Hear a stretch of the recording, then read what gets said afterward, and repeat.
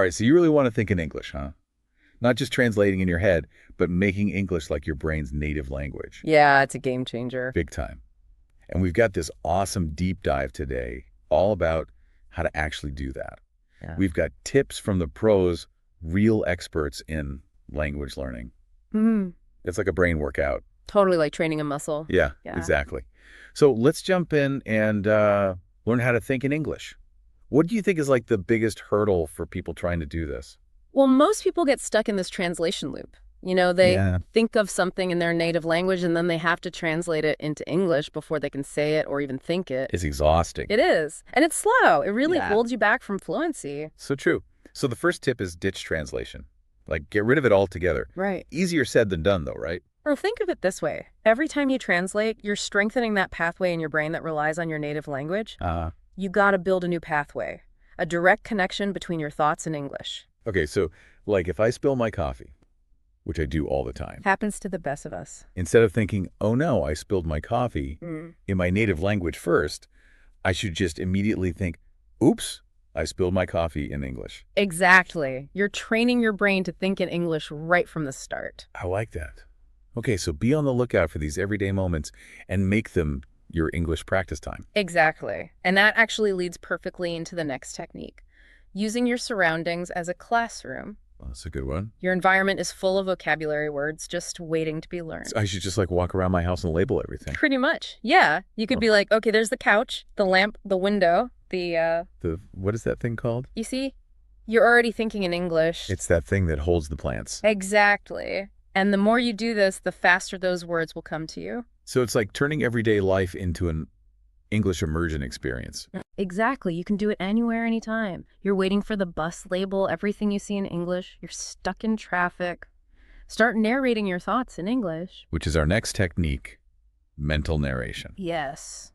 This is where you basically become your own commentator. So I'm like the voiceover for my own life. Exactly. For example, if you're making a grocery list, instead of thinking about the items in your native language, think, okay, I need milk, eggs, bread, and what kind of cereal am I feeling today? All in English. All in English. Yeah. And do this as often as you can throughout the day. Got it. So the more I narrate my thoughts in English, the more natural it becomes. Exactly. You're building that habit. Love it. Hmm. Now this next technique sounds intense. Forced thinking exercises. This one's for the truly dedicated. It's like a mental sprint. Lay on me. Set a timer for like 5 minutes and commit to thinking only in English during that time. No matter what. No matter what. That sounds hard. It can be challenging at first, but it forces your brain to get creative and find ways to express itself even with a limited vocabulary. What if I can't remember a specific word? Use the describe it technique. Instead of giving up and switching back to your native language, try to describe the word using other English words.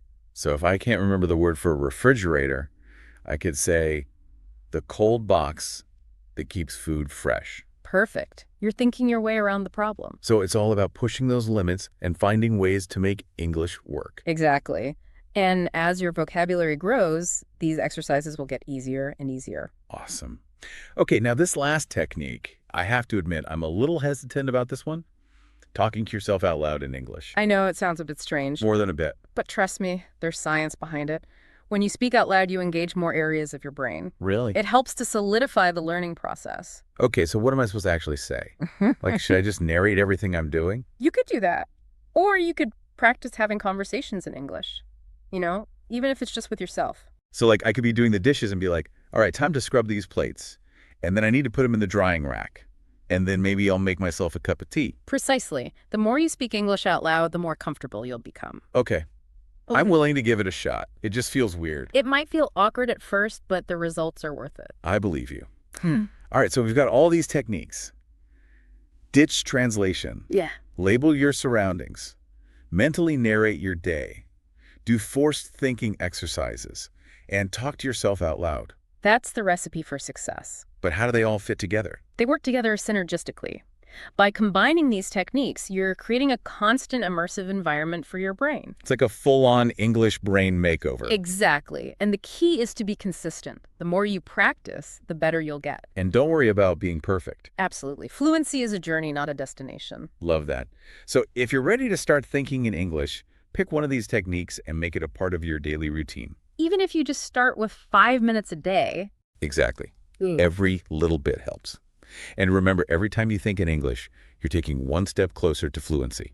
You're rewiring your brain for success. I love it. All right, that's our deep dive for today. Thanks for listening. And happy English thinking. We'll see you next time. Bye. Bye.